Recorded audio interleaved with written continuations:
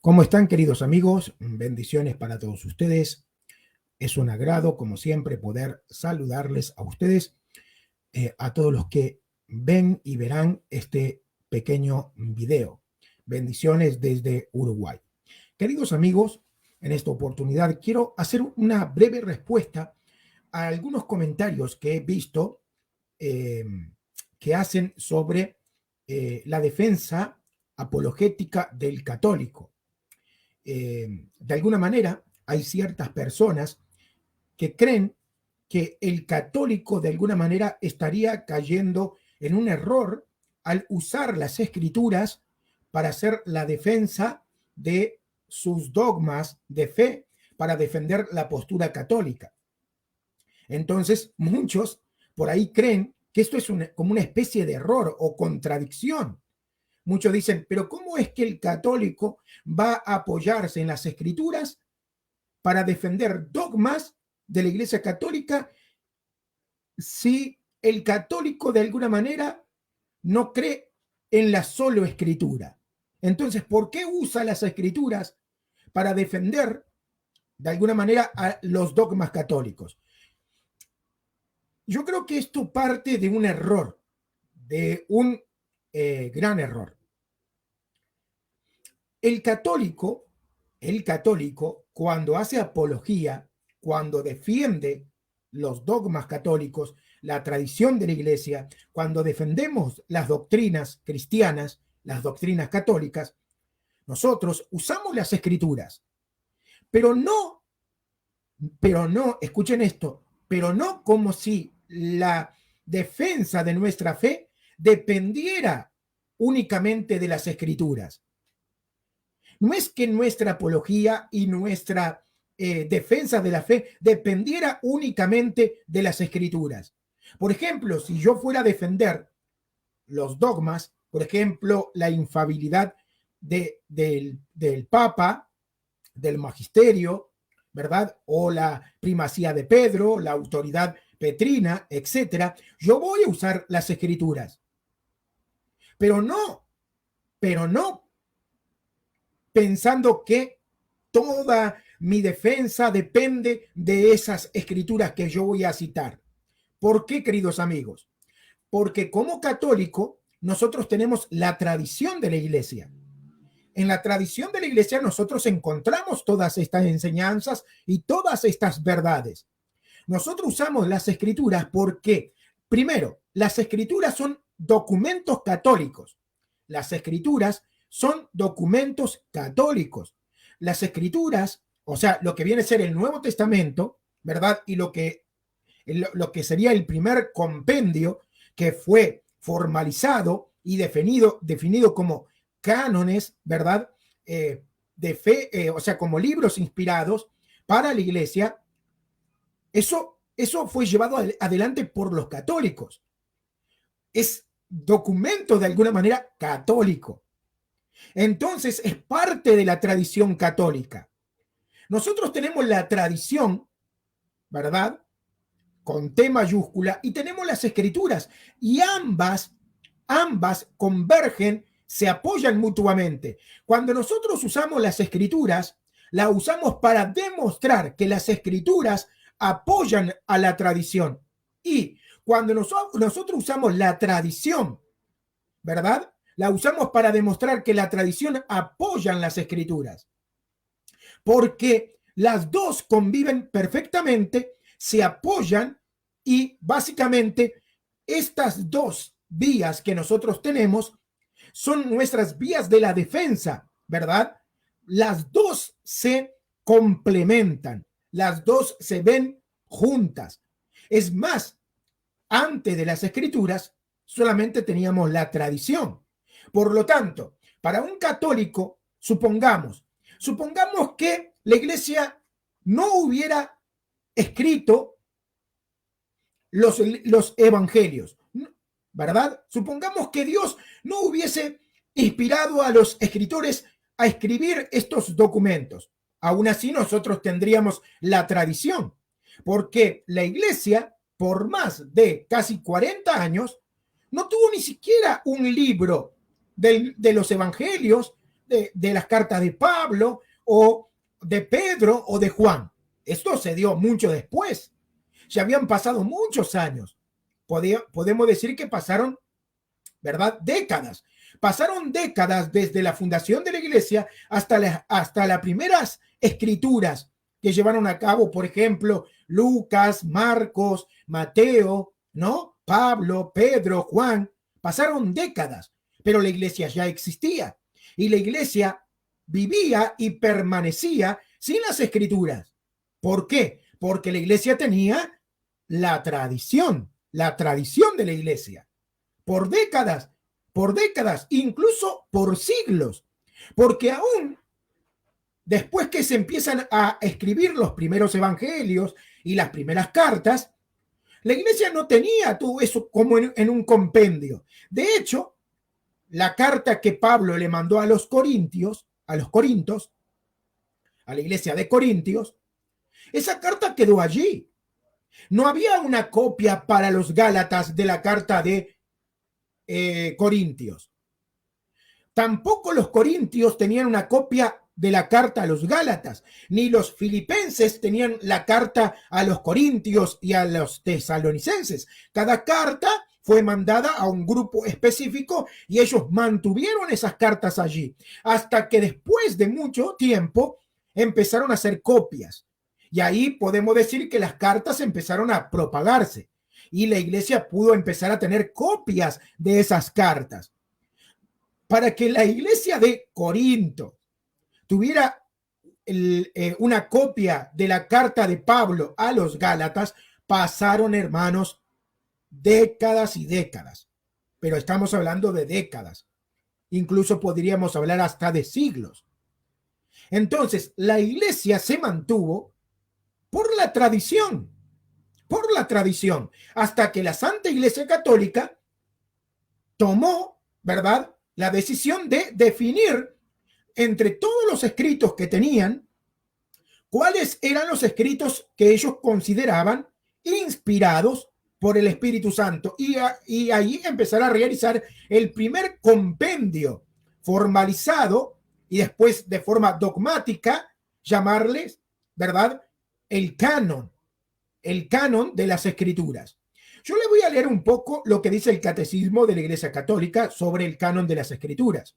Dice así: la tradición apostólica hizo discernir a la Iglesia qué escritos constituyen la lista de los libros santos. ¿Ven? La tradición hizo discernir a la Iglesia qué escritos constituyen la lista de los santos. Esta lista integral de los libros santos. Esta lista integral es llamada canon de las escrituras. Comprende para el Antiguo Testamento 46 escritos, 45 se encuentran como uno solo. Para el Nuevo, ¿verdad?, lo que sería el Nuevo Testamento, tenemos, ¿verdad?, allí otra X cantidad de libros, ¿no? Entonces, fue la iglesia que por medio de la propia tradición, como dice el propio Catecismo Católico, la iglesia por la misma tradición es que lleva adelante hacer este compendio, ¿verdad?, de los libros santos, la iglesia católica. Entonces, si hay alguien que tiene derecho a utilizar las escrituras para respaldar su posición y demostrar que las escrituras van paralelo y defienden a la tradición, son los católicos, porque es un documento católico. Vamos a ser honestos. Y viceversa, la tradición puede ser usada para apoyar lo que dice las escrituras puede ser citada para apoyar lo que dice la tradición. Así que cuando yo, por ejemplo, uso un versículo de la Biblia para apoyar un dogma católico, yo no soy solo escritura. No estoy diciendo que el dogma existe porque lo puedo demostrar por las escrituras. No, el dogma no existe porque yo lo puedo demostrar por las escrituras. Porque el dogma yo lo puedo demostrar también por la tradición. Así que si no existieran las escrituras, yo tendría la tradición. Entonces, cuando yo cito un versículo de la Biblia, no lo hago al estilo protestante, como que todo dependiera de ese texto.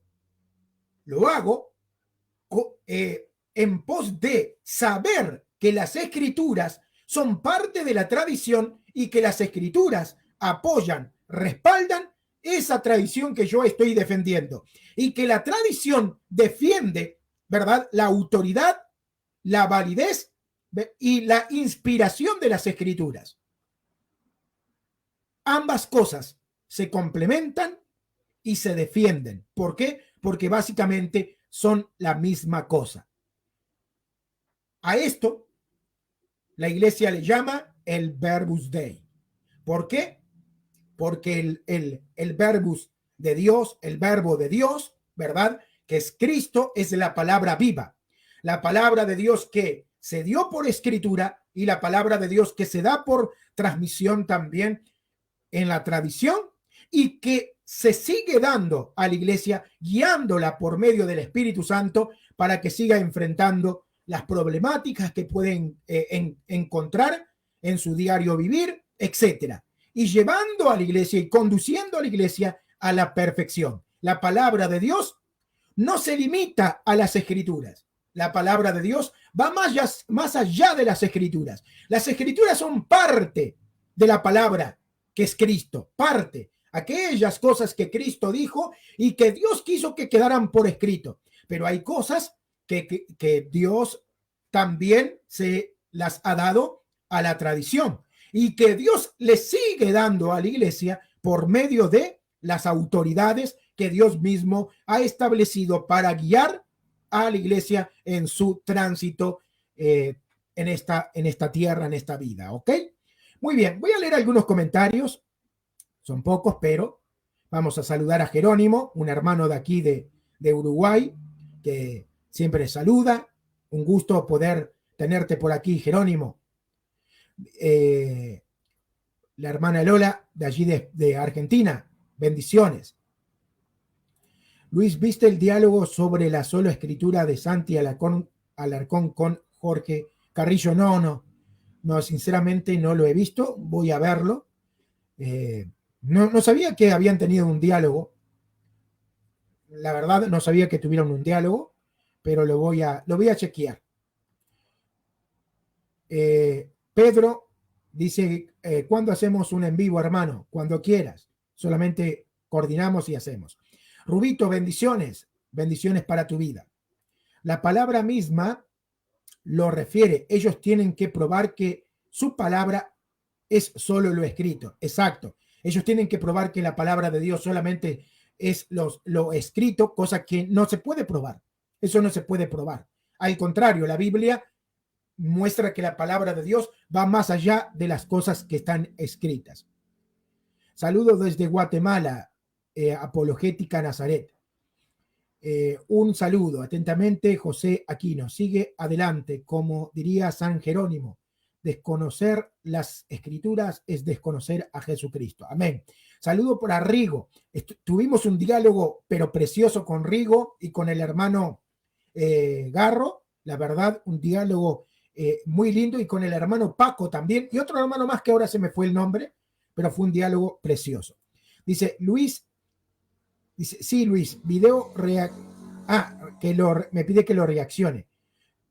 Ya Hugo Delgado lo reaccionó, es muy bueno, te copio el link. Bueno, muchas gracias. Voy a hacer una reacción, voy a chequear primero el video, voy a ver qué parte voy a rescatar ahí para hacer una video reacción, porque me imagino que debe ser un video bastante largo, pero vamos a ver que, porque los videos de Santi generan polémica, ¿no? Levantan pólvora. Santi ha sido una conversión al catolicismo que ha levantado mucha polvadera, y le están dando duro a Santi, aunque Santi como que se hace el distraído, ¿no? Como él ignora todas las pedradas que le tiran, porque le tiran muchas pedradas, pero Santi ignora esas pedradas y sigue su camino. La verdad, lo admiro mucho a Santi por su paciencia. Qué grande Rigo. Sí, un grande. Me encantan sus debates, dice. Sí, Rigo, la verdad, es un grande, tuvimos un hermoso diálogo. Rigo sacó un montón de preguntas bastante complejas, filosóficas, teológicas. Fueron preguntas muy buenas. Ese video creo que está en el canal del hermano Garro. Pero después lo voy a subir a mi canal porque está buenísimo ese diálogo. Dice, sí, tal cual, tiene cintura con la apologética. Sí, sí, Santiago Alarcón es un crack. La verdad, yo lo quiero un montón y bueno, siempre estoy orando por él para que Dios y todos los santos estén ahí acompañándolo, ¿no? Fortaleciéndolo para que pueda sobrellevar sus luchas, sus pruebas, ¿no? Y bueno, que continúe haciendo esa defensa maravillosa que hace de la fe. Él siempre fue un hombre apasionado, ¿no? Un loco de la fe, digo loco en el buen sentido, ¿no? Nosotros, los uruguayos y los argentinos, creo que usamos mucho esa palabra, loco, para hablar bien de una persona, muchas veces, ¿no? Y creo que Santiago Alarcón siempre fue un loco de la fe, ¿no? Un loco de la fe. Más allá de sus errores en el pasado y más allá de los aciertos, o sea, él siempre fue un loco de la fe. Él siempre estuvo metido con lo que cree, ¿no? Y lo que cree lo defiende. Lo que cree lo defiende de forma apasionada y busca la mejor forma de poder transmitirlo. A mí me encanta porque es una persona muy entendible, ¿no? Es muy pedagógico. Él usa palabras simples y palabras que llegan al oyente, ¿no? Sería muy difícil malinterpretar a Santiago Alarcón. Más que él conoce mucho el lenguaje del protestante. Por lo tanto, él usa un lenguaje que al protestante se le hace fácil de poder comprender. Por eso hay que apoyar mucho a Santiago porque me parece una persona que perfectamente sería como parte de la punta de la lanza, ¿no? La punta de la lanza en lo que viene a ser la apología de la fe. Dice acá, y Jorge Carrillo es buena gente, reaccionó que perdió con Santi, re humilde. Ojalá conociera mejor nuestra fe por medio de Santi. Mirá qué interesante. O sea que Jorge Carrillo reconoció que perdió con Santi en el debate, mirá. Muy bueno eso, ¿eh? O sea, eso me encanta, porque muchas veces hay católicos que lamentablemente como que encierran a todos los protestantes en la misma bolsa y como que tratan a todos los protestantes de orgullosos, de que no quieren reconocer la doctrina católica porque son orgullosos, porque yo qué sé, que son soberbios, etcétera. Pero no.